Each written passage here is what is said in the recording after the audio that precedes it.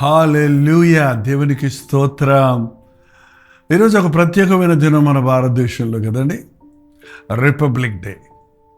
మన దేశానికి రిపబ్లిక్ వచ్చిన రోజును ఈ దేశం కొరకు ప్రార్థించడానికి, దేశ నాయకుల కొరకు విజ్ఞాపన చేయడానికి, దేవుని నామాన్ని మహింపరచడానికి దేవుని బిడ్డలైన మనందరం కూడా ఈ స్వతంత్ర భారతదేశంలో ప్రభు మనల్ని జనింపజేసినందుకు, భారతీయులుగా మనం ఉన్నందుకు ప్రభువును స్తుతిద్దాం.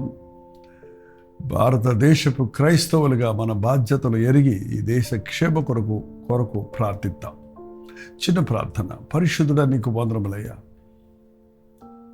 ఈ ప్రపంచంలో ఇన్ని దేశాలు ఉండగా ఆయన ఈ దేశంలో మమ్మల్ని జనింపచేశావు, నీకు వందనములు.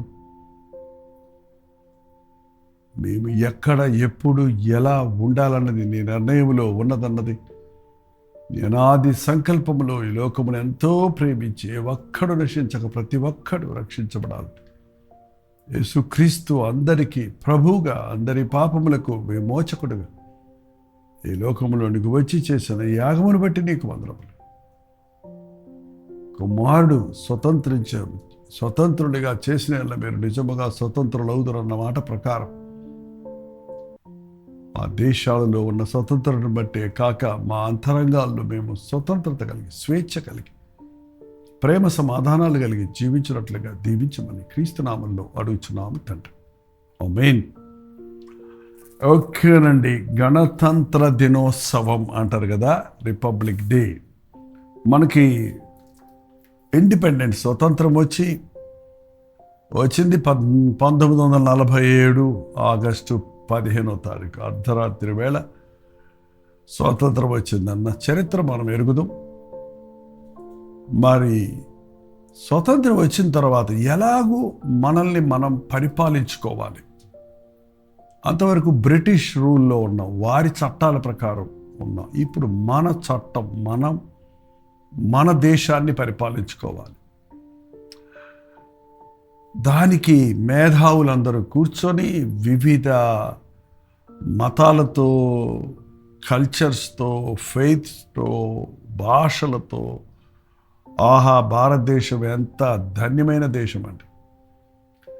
ప్రపంచంలో ఏ దేశంలోనూ ఇన్ని రకాల భాషలు లేవు, ఇన్ని రకాలైనటువంటి సంస్కృతి లేదు, ఇన్ని రకాలైనటువంటి భక్తులు, కల్చర్ లేదండి. మనం చాలా ఆశ్చర్యంగా ఉంటుంది. మనం కొంచెం అటు ఈస్ట్ వెళ్తే వారి భాష, వారి ముఖ వర్చస్సులు వ్యత్యాసంగా ఉంటాయి. ఈ సౌత్కి వస్తే ఇంకోలా ఉంటాయి, నార్త్లో ఇంకోలా ఉంటాయి. ఎన్ని భాషలు ఉన్నాయో తెలుసండి భారతదేశంలో? కొన్ని వందల భాషలు. ప్రపంచంలో ఉన్న భాషల్లో సగం భాషలు ఇండియాలోనే మాట్లాడతారట.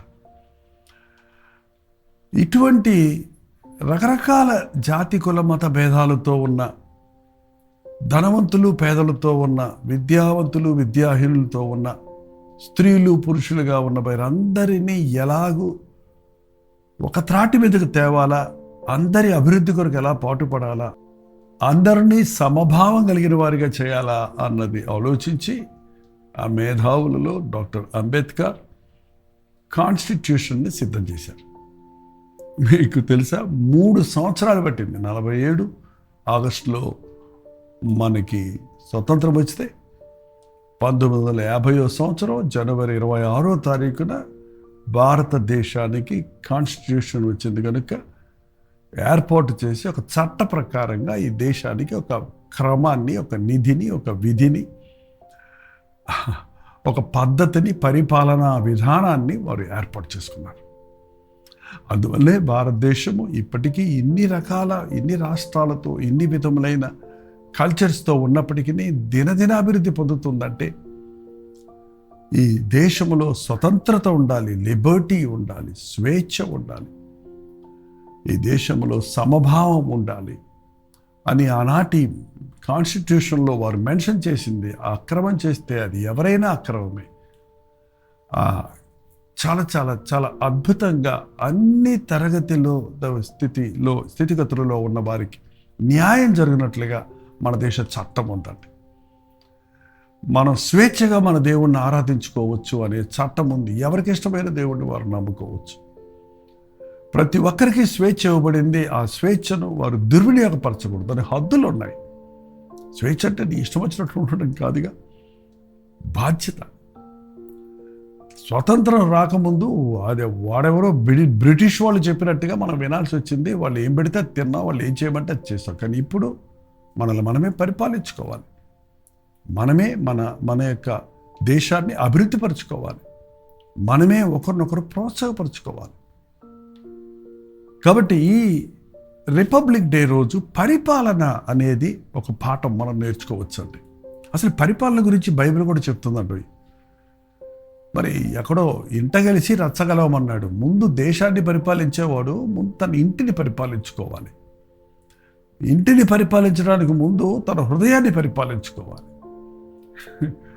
పట్టణమును పట్టుకున్న వానికంటే తన హృదయమును అదుపులో పెట్టుకునేవాడు ధన్యుడండి. పట్టణాలను క్యాప్చర్ చేస్తున్నాం కానీ మన హృదయాన్ని అదుపు చేసుకోలేకపోతున్నాం. అందుకనే అక్రమం విస్తరించిపోతుంది. భారతదేశానికి స్వతంత్రత వచ్చిన మాట వాస్తవమే, కానీ మానవుడికి పాపము నుండి విడుదల దొరకలేదే. అందుకే అన్యాయము, మోసము, అక్రమము, నీచ కార్యాలు కొనసాగుతూనే ఉన్నాయి. ధనవంతులు ఇంకా ధనవంతులు అవుతున్నారు, పేదలు ఇంకా పేదలు అవుతున్నారు. లంచాలు, మోసాలు, కుంభకోణాలు అనేవి వింటూనే ఉన్నాం. ఒక వ్యక్తి హృదయాన్ని మార్చగలిగిన వాడు ప్రభు ఒక్కడే. మన పరిపాలనా విధానంలో మార్పు రావాలంటే పరివర్తన కావాలి. మనుషుడు తన వలే తన పొరుగువాడిని ప్రేమించాలని ప్రభు చెప్పిన మాట ఎంత నిజం. పొరుగువాడిని ప్రేమించేవాడు తను సరైన మనస్సాక్షి కలిగిన వాడిగా, మేలు చేయవాడిగా ఉంటాడు. దేవుడిని ప్రేమించేవాడు దేవుడికి భయపడతాడు కనుక అన్యాయం చేయకుండా ఉంటాడు. సరే, దేశ సంగతి అలా పెట్టండి. మీ కుటుంబం అనే సామ్రాజ్యంలో మీరు ఎలా ఉన్నారు? మీకు ఒక డిసిప్లిన్ ఉందా? మీ బిడ్డలకు క్రమశిక్షణ నేర్పిస్తున్నారా? భార్యాభర్తలుగా మీకు ఏమైనా ఒక నిబంధన ఉందా? కొన్ని హద్దులు ఉన్నాయా? ఎవరి బాధ్యతలు వారు చేయాలన్నది మీరు గ్రహిస్తున్నారా? చాలా విచిత్రం. ఈ రోజున అనేక కుటుంబాలు గందరగోళంగా ఉన్నాయండి. సాతాను ఆధ్వర్యంలో బానిసలుగా ఉన్నారే కానీ తమ కుటుంబాన్ని కట్టుకోగలిగిన, అభివృద్ధి పరచుకోగలిగిన స్థాయిలో అనేక మంది లేరు. ఇంటికి యజమాని భర్త శిరస్సు అని బైబిల్ చెప్తుంది. శిరస్సు చెప్పినట్లుగా దేహం అంతా నడుచుకుంటుంది.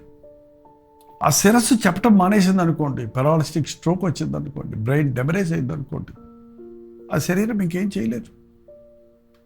ఆ శిరస్సు పొల్యూట్ అయింది అనుకోండి, అంతే, ఆ శరీరం అంతా తప్పైన విధంగా పనిచేస్తుంది. అందుకని మన హృదయాలలోనికి యేసు ప్రభువుని ఆహ్వానిస్తే అది ఎలా కుదురుద్ది అంటే మీకు ఎక్స్ప్లెనేషన్ ఇవ్వటం కుదరదు, కానీ విశ్వాసము ద్వారా అది సాధ్యం. ఆత్మస్వరూపి అయిన ప్రభు మన హృదయాలలో నివసించాలని ఆశిస్తున్నాడు.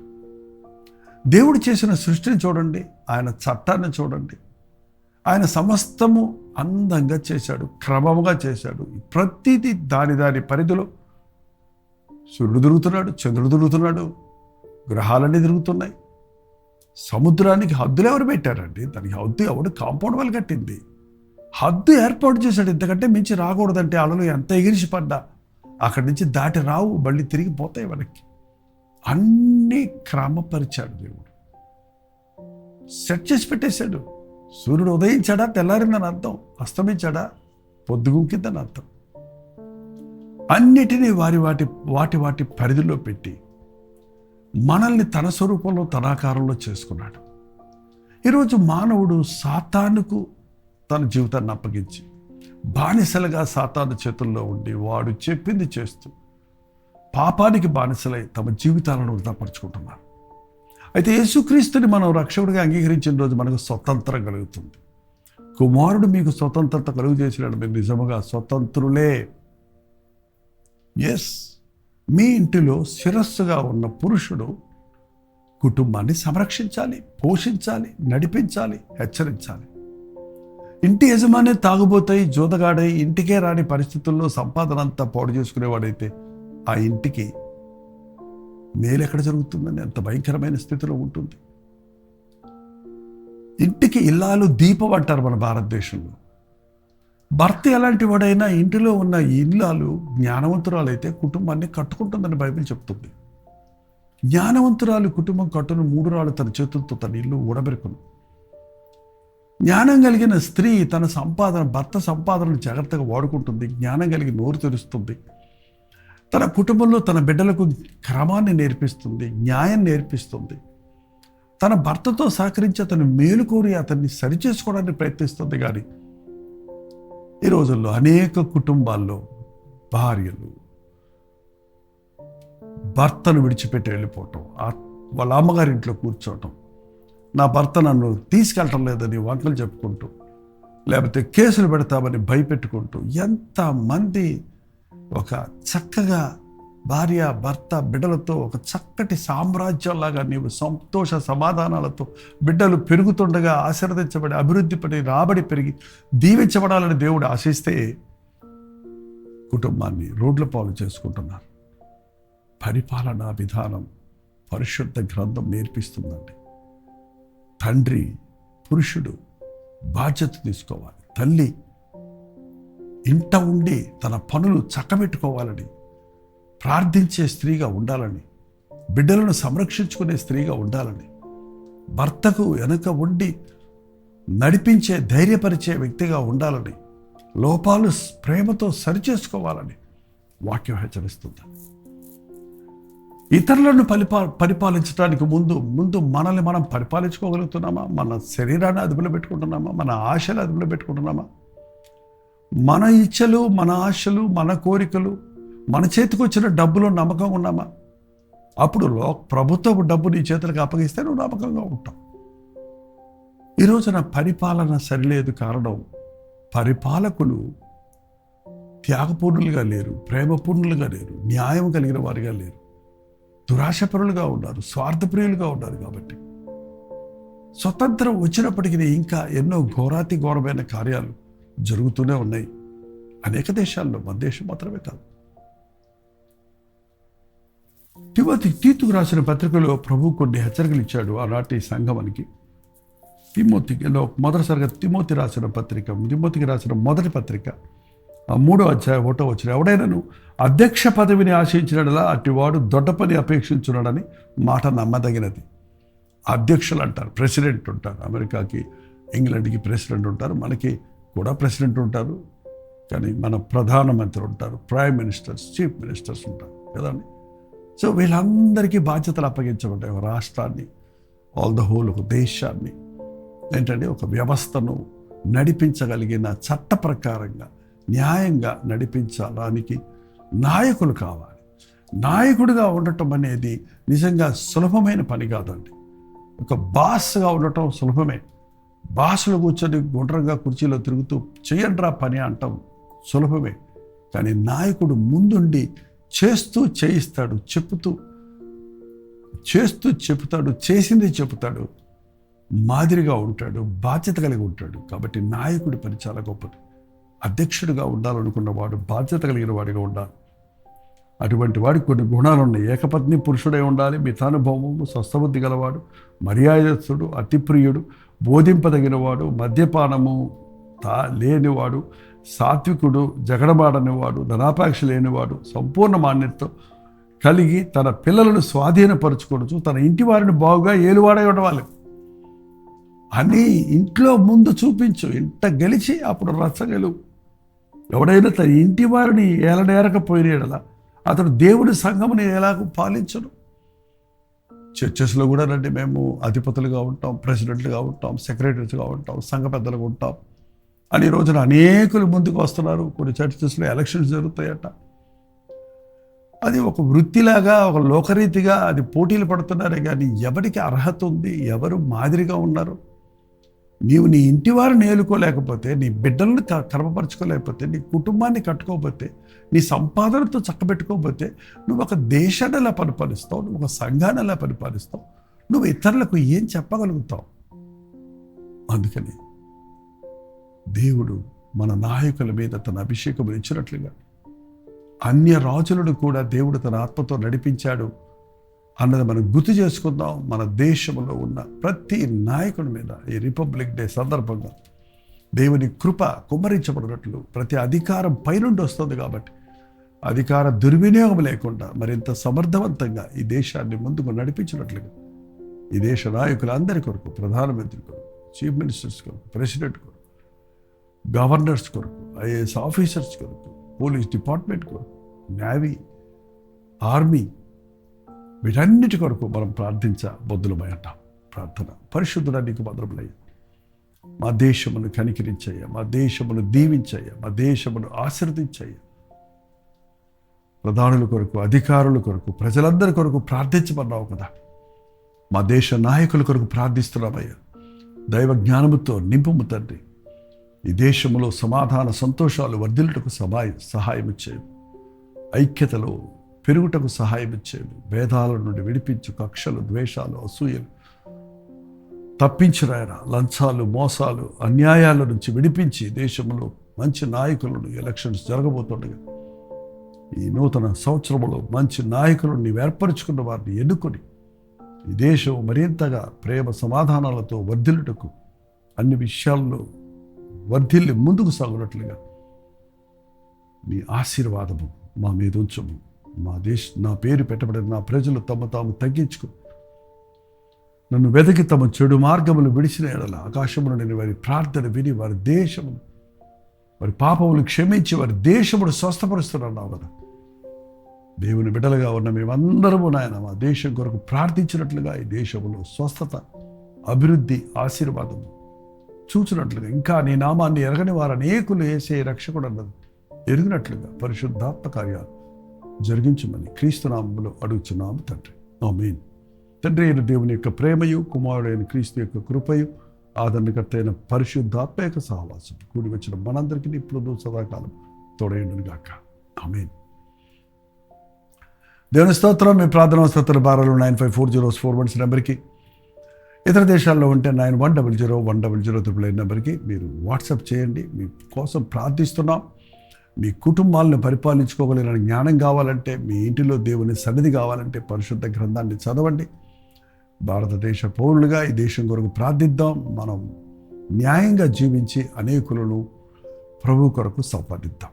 ఉచితమైతే మధ్యాహ్నం 3 గంటలకి హెచ్చరిక, అలాగే రాత్రి 9 గంటలకి కలువరి ప్రతిధ్వనిలో మళ్ళీ కలుసుకుందాం. అంతవరకు దేవుని మహాకృప మీకు తోడైనది గాక.